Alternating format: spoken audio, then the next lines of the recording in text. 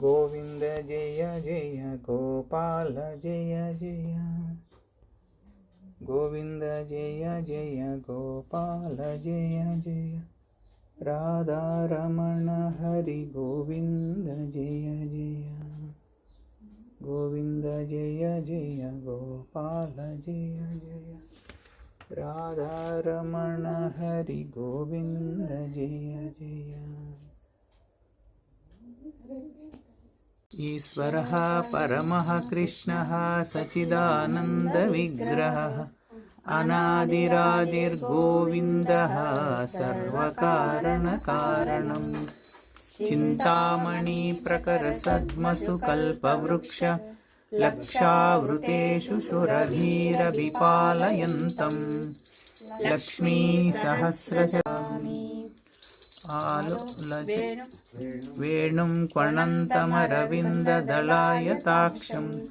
बरहावतं समसिताम्बुदसुन्दराङ्गं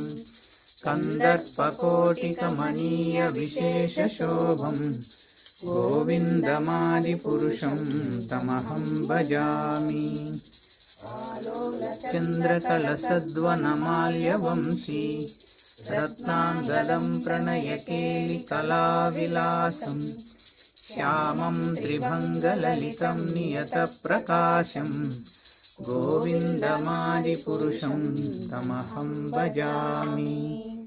अङ्गानि यस्य सकलेन्द्रियवृत्तिमन्ति पश्यन्ति पान्ति कलयन्ति चिरञ्जगन्ति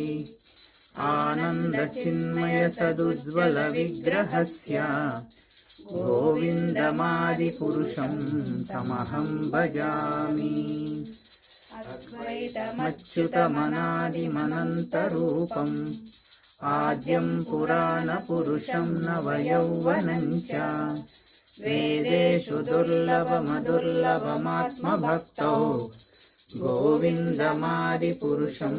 तमहं भजामि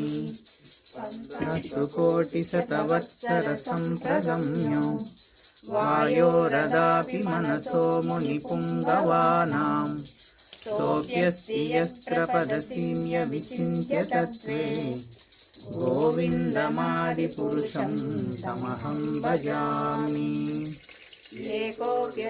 रचयितुं जगदण्डकोटिं यच्चस्तिरस्ति जगदण्डचयायदन्तः अण्डान्तरस्थपरमाणुचयान्तरस्थं गोविन्दमादिपुरुषं तमहं भजामि